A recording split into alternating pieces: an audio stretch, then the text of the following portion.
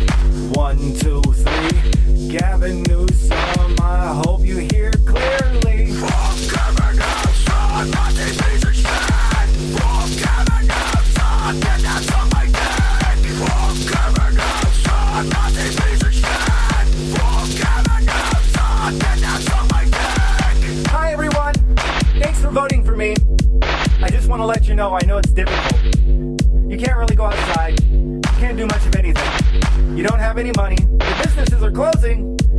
It's difficult. I know. We're all struggling in this together.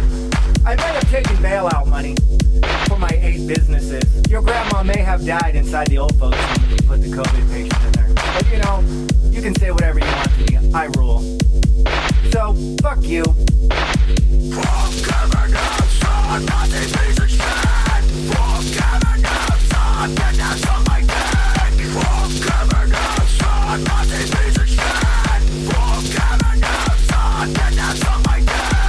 Chose to sit there with my wife and a number of other couples that were outside the household. And you can quibble about the guidelines.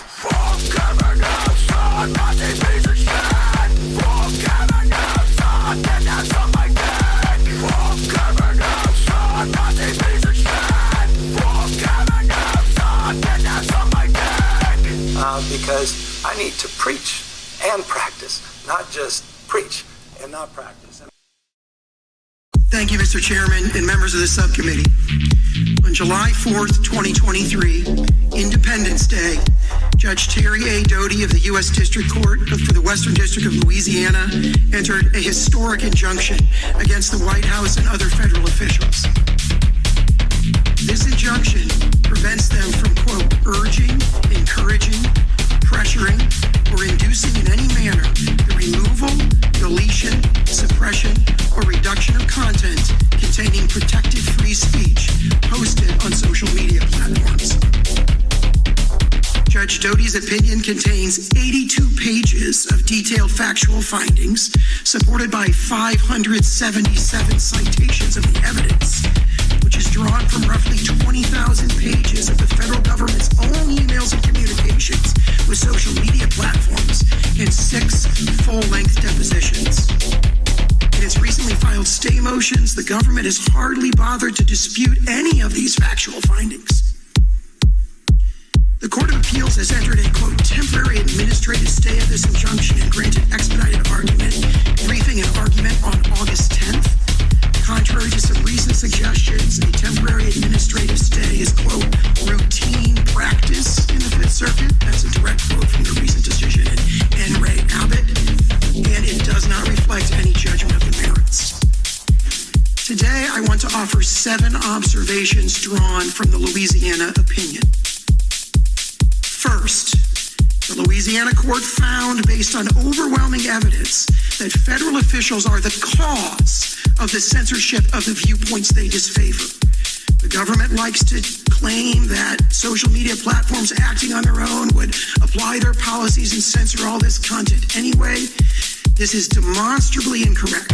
Again and again, the Louisiana court found that the platforms would not have suppressed his speech, but for the fact that the federal officials were pushing for it.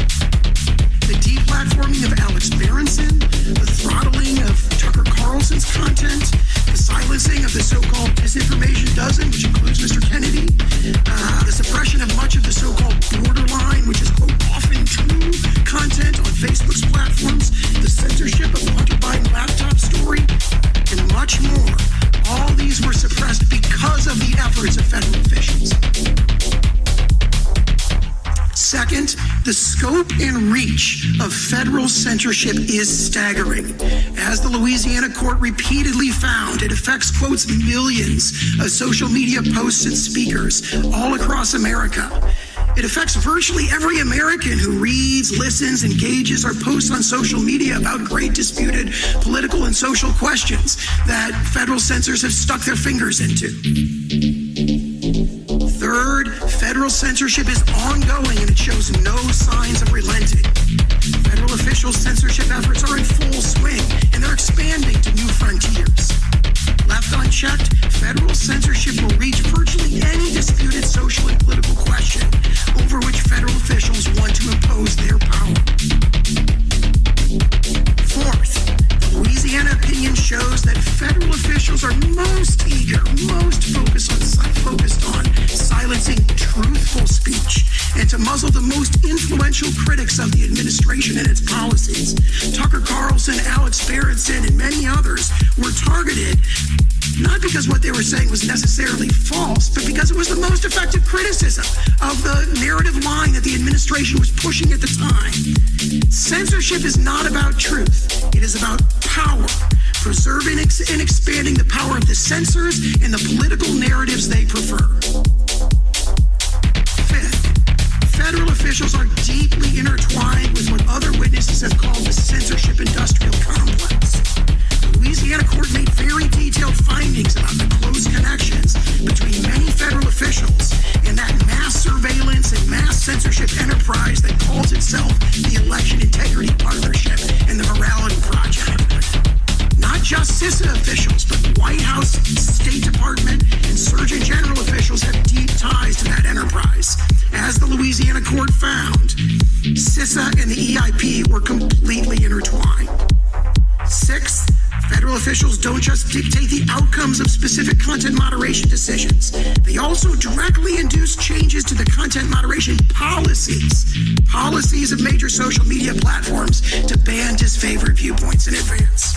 And seventh, the federal censorship enterprise has succeeded in transforming online discourse by rendering entire viewpoints virtually unspeakable on social media, which is the modern public square. This ongoing distortion of the most fundamental American freedom, the right to free speech, is intolerable under the First Amendment. Thank you.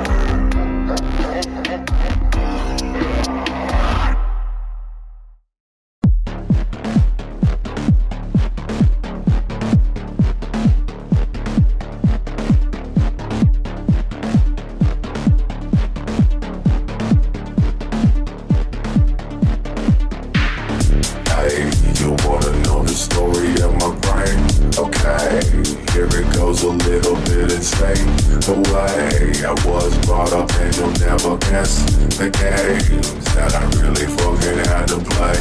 The bitch brought me up and told me if I want a home, take these drugs, leave me boy, get the fuck alone. I don't wanna talk and I don't wanna deal with you. Remind me of your motherfucking father, so fuck you. Maybe take them drugs and send me away. I did the police and tell them that I was a motherfucking threat, when all you really did was beat me up when I wasn't from the fucking